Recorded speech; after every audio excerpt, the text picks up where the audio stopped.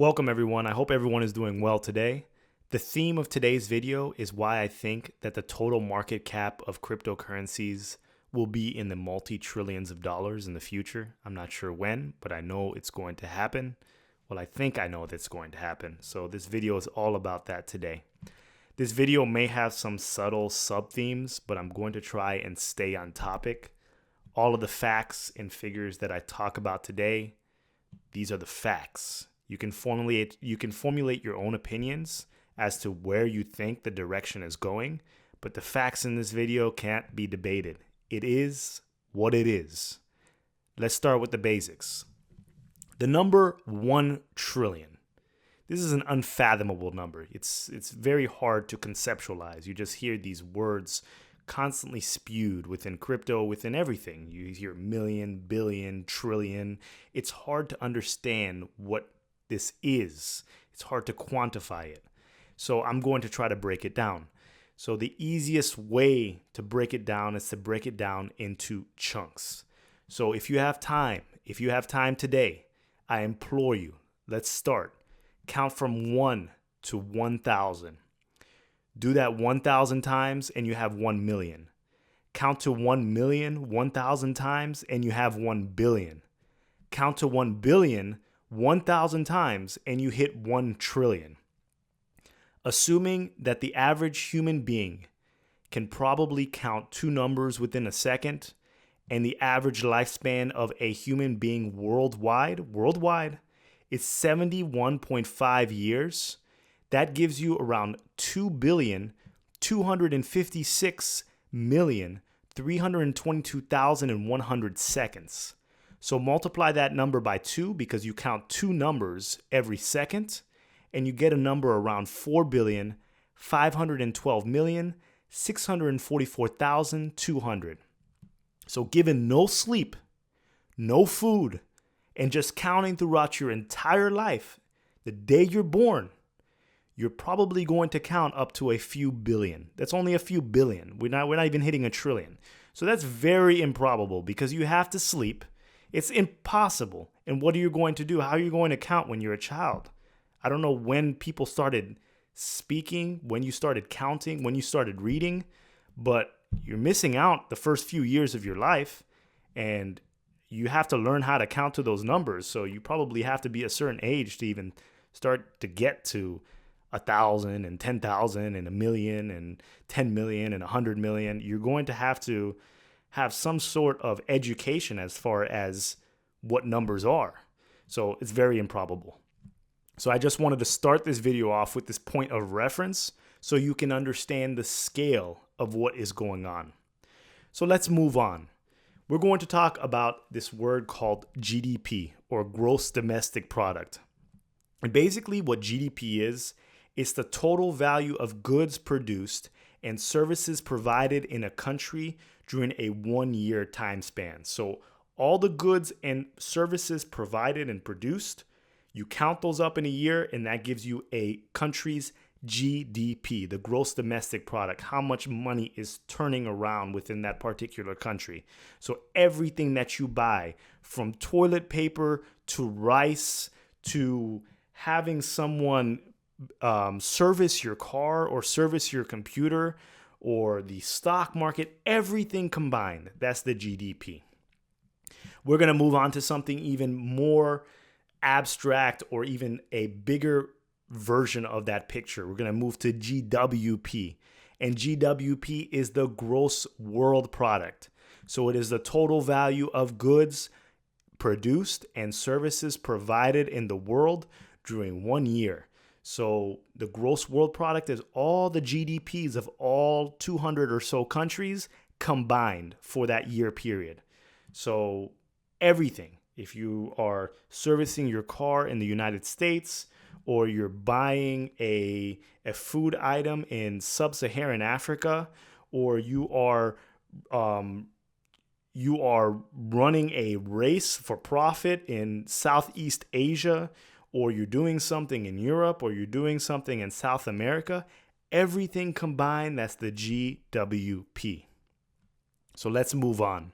The gross world product, or GWP, in 2018 was 84 trillion, 835 billion, $460 million.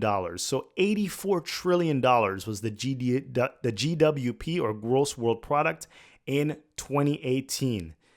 That's trillion with a T. It's a staggering number. We just went over the point of reference in my previous example of counting, and that was just to a trillion. Now 84 trillion for just the year 2018. The current crypto market cap of all cryptocurrencies right now is around 141 billion. By the time I release this video, it may differ. So please be easy on that. It changes all the time. It may change by the time I release it tomorrow, or it may change if you're watching this video 6 months from now. But it's around 141 billion. Let's just agree upon that.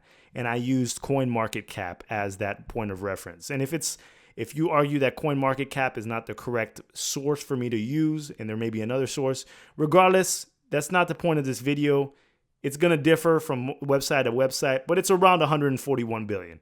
It's not like there's another site that's saying that it's 141 trillion. It's around 141 billion.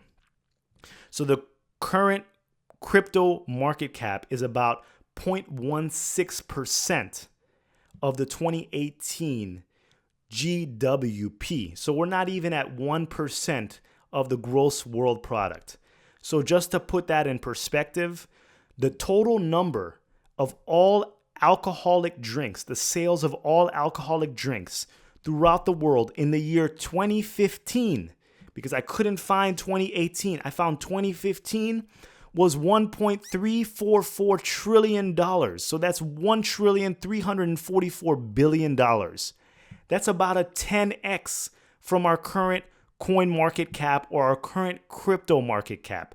And these are the sales in 2015. 2015, the total amount of alcoholic drinks within the entire world was over $1 trillion. We are at 141 billion. We haven't even hit $1 trillion. So let's move forward. To all the naysayers that feel like our cap has been hit, this is proof that it hasn't. So what does this all mean? Well, to tell you the truth, that's up to you to decide. Personally, from what I see here, I think that we have a lot of room for growth.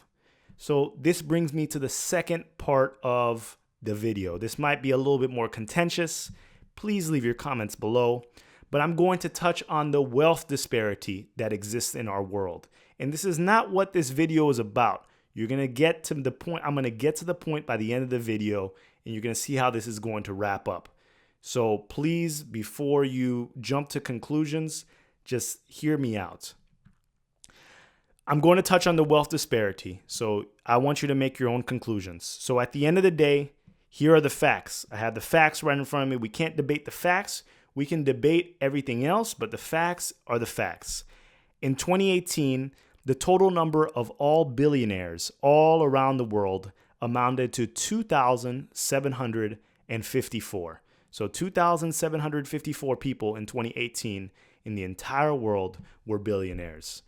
The population on planet Earth is 7.53 billion. So that's 7,530,000,000 people. So let's do some quick math. The percentage of people who are billionaires in this world is 0.000373705179288286525896414342629%. Convert this to words. 36 nonillion, 573 octillion, 705 septillion, 179 sextillion, 282 quintillion, 868 quadrillion, 525 trillion, 896 billion, 414 million, 342,629 undecillions. Basically a very, very, very small number. I mean, we're talking about, 0.1% is small, 0.01% is small, 0.001% is small, 0.0001% is small, 0.00001% is even smaller. And we're at 0.00003%. If I added enough zeros there, I'd probably added an extra one. So basically, small number, very small number. So picture having over 7 billion people alive on this planet, and there are only just above 2,000 people that are billionaires. That can barely fill up one high school. I know my high school had more than 2,000 people in it. Jeff Bezos has a net worth of 133.9 billion. That's almost identical to the entire crypto market. So all the whales out there, we're all playing with crumbs. All of us are playing within Jeff Bezos's pocketbook. If you take this as it is, I mean, 141 billion, Jeff Bezos 133.9 billion. I don't know how many people are in crypto, maybe a couple million people worldwide. We're all playing with crumbs. We're all playing with Jeff Bezos's pocket money. It's crazy. So that just goes to show you how small we are. The total net worth of all those 2,754 billionaires combined is $9.2 trillion. So you take the net worth of all the billionaires and you add it together, they have a wealth of 9.2 trillion, which is staggering. When I saw that number, I almost fell out of my seat. It's crazy. It's crazy. I mean, we have to remember that the GWP, or gross world product, is around 84 trillion. So the total net worth of all the billionaires is around 10% of the gross world product. So 1 out of every $10 is circulating within this billionaires club. So let's get to this idea. We're moving a little bit forward because there's different stages. There's levels to this. And we have the rich billionaires and we have the not rich billionaires. I mean, there are quote unquote poor billionaires. Let's think about it. People that have a net worth of $1 billion or $2 billion don't have the same net worth as Jeff Bezos, Bill Gates, and Warren Buffett. I mean, they have net worths over $100 billion.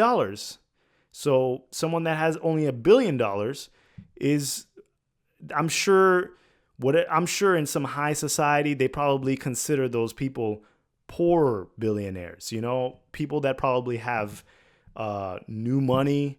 They're probably within the lower tier of the billionaire status, even though Jeff Bezos is an exception, of course. But when you talk about all those old families with old money that's been passed down, like the Waltons and things that have been circulating for decades or maybe even longer. Some have had families that have been rich since the 1800s, 1700s, and money has just been passed along. It's not like they've created any new business. They've just been earning interest on their money. But that is what it is. That's not the point of this case, this video here. So right now, 42 people, the top 42 billionaires own the same amount of wealth as the bottom 3.7 billion people in this world. And I want people to count to 3.7 billion. You couldn't get there in your whole life. 3.7 billion. I mean, you go to a concert. How many people at a concert? At a maximum capacity concerts, 10, 20, 30,000. At a football game, 100,000. We're talking about 3.7 billion. You can't even go to a football game. There's not 1 million people at a football game. And you have to do that 1,000 times. And then you have to do that 3-4 more times to get to 3.7 billion. Crazy. And 42 people own the amount of wealth as the bottom 3.7 billion people. Crazy statistic. Things obviously aren't distributed in a quote unquote fair way or an equitable way. Whether or not you agree with the distribution, that's up to you. That's not the point of this video. But if you were to take an alien that's not from this planet and bring them here and say, look at the math, look at the top 42 people and look at the bottom 3.7 billion, I'm pretty sure they probably would say there is a difference between the top 42 and the bottom 3.7 billion. That is what it is. So let's move on. at the end of the day, the money within the upper echelon, or the people that have a lot of money, most of this money is illiquid. Let's really break this down. Jeff Bezos, Bill Gates, Warren Buffett, they literally cannot spend all the money that they have. They have so much money. It's trapped for the most part. It's earning interest. It's locked in stocks. But it's growing.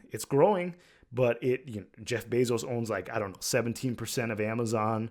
Warren Buffett is in the high 30s of Berkshire Hathaway. Bill Gates still owns a small percentage of Microsoft. It's a lot of it's in stocks. It's not actually liquid. It's not like they have one bank account with $133.9 billion. So it's the money's tied up all over the place. But regardless, they literally cannot spend all the money. Like, what are they going to spend the money on? I mean, Jeff Bezos is one of the largest landowners in the world. He owns a lot of parcels of land around the United States. Is he just going to continue buying land? Is he just going to buy a yacht every day, a plane every day? There are only so many planes you can get. I mean, I guess you can get a model every single year, but he has so much money, he needs to spend that every day. There are not enough. Basically, what I'm saying, there are not enough things for these people to buy for the money actually to be recirculated within the system. And they have too much of it, and it's a struggle. It's a struggle to spend the money. When people think about people going broke that are new millionaires or new multi-millionaires, and they spend all the money that they have, you can literally spend millions of dollars. You buy some supercars, you buy a nice house, you do this, you do that, your money's dwindling. But when you get to the billionaire status, it's kind of hard to go broke. Maybe when you're in a lower billionaire status, but even the lower billionaire status, it's just hard. I mean, I guess there are very expensive yachts out there, $100 million, $200 million, but how many of those can you get? I guess that can go broke if you only have like $1 or $2 billion and you have to maintain it year after year after year. But it's still very hard. Just sell the boat. But I guess you have to find a buyer. I don't know. This is a crazy thought that I'm getting to my head while I'm shooting this video. But you let me know. So let's move on. They can't spend all the money that they have. And I have a hypothesis, okay? And all this money is growing, and the interest is growing, and the disparity. It is easier to build money when you already have money, because it's easier to invest and you can get higher returns on your investment. Open up a CD that has 1-2% interest when you have $100 as a kid. I remember when I was a child, I opened up a CD. I put probably $100 or $200 in there. And after year end, you had 3% back. It was crazy. But take that and multiply it and put $100 million in a CD. That 1-3%, that brings you back $3 million. But the 3% of a couple hundred, what is it going to bring you? $5, $10? And I mean, you spend your burn rate is higher than the actual interest rate that it offers. So let's move forward. I want to give you another crazy statistic. 57%, 1 out of every 2 people have less than $1,000 in their savings account. So it's real out here. I mean, less than $1,000. So the struggle to grow 1,000 to 10,000, 10,000 to 100,000, 1,000 to 100,000, 1,000 to 1,000,000, it's very difficult. As you get more money, it becomes easier to make more money, because even though the interest rates are the same, your principal is a lot higher. So it's really hard to launch yourself out of that particular the web that you're in. So let's move forward. 57%, 1 out of every 2 people has less than $1,000 in their savings account. So while this may improve over time, chances are that wages are probably going to stay relatively flat. I know there have been wage increases within the United States, whether that be certain institutions, like I believe Walmart moved it up to $15 an hour. There are other big corporations that are increasing the minimum wage. But let's be real, inflation is going to outpace wage increases, so it's all negligible. It doesn't matter whether you're making $12, $10, or $15 when the average rent in a city is like, I don't know, like $1,500 or $2,000 for a one bedroom, 100 square foot hole. It's just real. My dorm room in college was 98 square feet. It dropped down to 90 square feet my sophomore year. It's crazy. 98 square feet to 90 square feet. It is what it is. And those places are probably, you can't even afford to buy those places. You just have to rent. And your pockets are, they're just dripping money because you're spending a couple thousand. So even if you're making minimum wage, most of your money goes out to rent.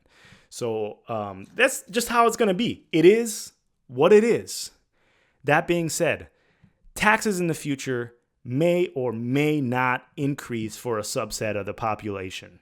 I don't know if that's the direction we're moving towards. Who knows? At the end of the day, this video is not about that. It's really not about that, whether taxes are increasing with the very rich or they're not.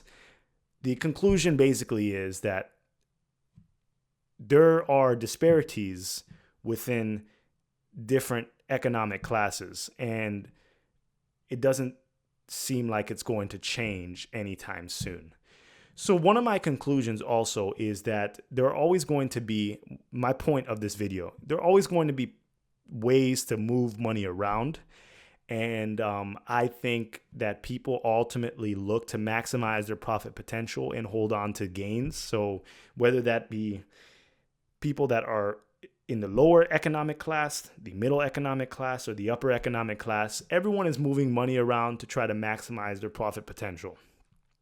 I think human beings are innately greedy, and I think that this character trait can be worked on at time, but a majority of us are, it's not something that's going to drop. You really have to work on your being, what's important to you. But most people, a large percentage of people are very greedy. And it is what it is. It is what it is. So even in crypto, so people often look at the people with billions and they're like, wow, they're super greedy. Why aren't they giving up their money? But it's not up to them. Like if they work for their money, they can have their money. It is what it is. You shouldn't expect someone to give their money because they have more money, and vice versa. Even in crypto, people are moving money around constantly to avoid taxes. And it's not like all these people that are doing that are rich, but they're trying to maximize their profitability, moving it from one exchange to another exchange. Give me that decentralized exchange so I'm completely off the grid and I don't have to pay any like-kind taxes for any of my crypto trades. Move this here, move this here, move this here. And I fault no one. Because I think that whatever you need to do to try to maximize your profitability, it is what it is. There's airdrop here, free coins here. This crypto's coming out, at Bitcoin hard fork, point A, point B, collect your free crypto. You're going to be rich with this crypto.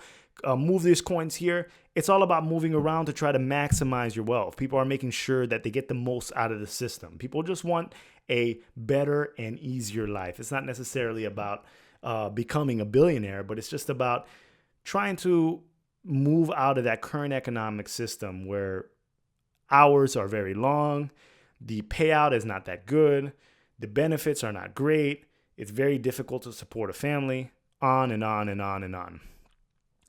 So it works on both sides. And at the end of the day, I think that the money at the very top is going to have to be moved around. I think, there are just so many commodities that you can invest in, whether that be, there's just so much money. There are a limited number of commodities. And I think that the frozen orange juice commodity, adzuki beans, and rough rice are full. Those are commodities. Adzuki beans, rough rice, and frozen orange juice. I think this is where money is at right now. And there's a lot of money invested, billions and billions and billions of dollars. But I think the commodities markets are saturated. Of course, we have precious metals. We have copper, platinum, silver, gold, rhodium and all these other precious metals, but they're saturated. They're saturated. Of course, we can continue pumping them out, but it is what it is. I think that crypto is next. Crypto is going to get a flood of this money. It's just a matter of time. These people in the upper echelons, they're going to have to move money around to make sure that they maintain their level of wealth, and they're going to try to get to every asset class that they can possibly get to.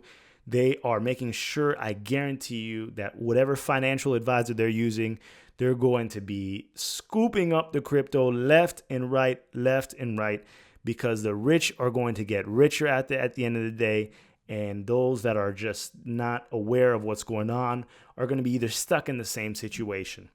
I think that this is a huge opportunity. If this works out, cryptos works out, I think this is a huge opportunity to jump economic classes or make life just easier for yourself. This is not financial advice, but how many opportunities will present themselves like this? I hear there are people that go to school all their lives and they become doctors. I was in pre-med for the longest. I dropped out of pre-med my last year of college. I finished all my pre-med classes, and I didn't feel like it was for me anymore. I didn't have the passion. But people go through this entire rigorous process, and they're not even compensated for the amount of time that they put into their craft or into their field. So, there are some people that figure it out, and they have the right circumstances, they have the right luck, they have the right hard work, they have the right discipline, and they're able to break out, but it's just not going to happen for most. So this is an opportunity, I think. This is a once in a lifetime opportunity, not financial advice. You do as you seem fit, but it is what it is. So I come to the conclusion of this, that if you're in crypto, find a quality project that works for you and see how it treats you. Make sure that you're not just jumping on some kind of hype coin because person A said it or person B said it. I like Cardano because it is the most academically rigorous project out there. It is. And I feel like I'm putting money on the smartest people that I know, the smartest professors that I've ever had. I mean, you go to a basketball game or you go to a football game, you put money on LeBron to win. You put money on Steph Curry and Golden State Warriors to win. You put money on Tom Brady to win. Even if, let's say you don't even like Tom Brady still wins. So, figure out what you want to do. They are obviously the superior football team. And Cardano gets a lot of the Patriots treatment here. Cardano is obviously a superior cryptocurrency, but people love to hate. But you sometimes have to give them a reason to hate. And Cardano is just going to continue collecting the rings. The ring after ring after ring after ring after ring.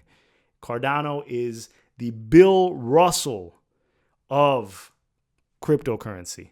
So take that as you wish. I've gone through, me personally, I'm looking for financial autonomy and the ability to live within my own financial ecosystem. I want to work and live and eat using ADA. I would love that. It's like my dream vision. It's not necessarily about this and that and buying this and buying that. I really want to exist within this ecosystem. I've gone through a lot of hurdles in the traditional monetary system, and personally, I'm sick of it. So I'm looking forward to the future. Please let me know what you think about this video. It was very, very, very long, and I appreciate you if you got to the end of this video. And please like, comment, and subscribe, and leave a comment if you think that we're the Bill Russell. Let me know if that you got to the end of the video, and let me know if these videos are boring and I should stop my rambling. But I can ramble about this for hours, and yeah, that's how I feel. I'm passionate. And Cardano not to the moon, Cardano to Andromeda. I've been saying that for a while, Cardano to Andromeda. And it is what it is. Let me know what you think. Thank you again to everyone. And I believe I just passed the 5,000 subscriber mark. This is crazy. I never expected this. So I thank all of you, and hopefully I can meet more of you in person. And I salute to everyone that's still staying strong in this bearish market and the bearish times. sometimes it just takes that perseverance. And at the end of the day, please, if this turns around and things matriculate how they're supposed to and things reach that apex, please don't let anyone tell you that this was luck or this wasn't hard work, because you've put in the work and you deserve whatever it gives you. And I hope that that's good. I'm not a fortune teller, but you deserve it. All right. Thank you so much. And please let me know if you enjoy this video. And yeah, I'm rambling too much. All right. Bye, everyone.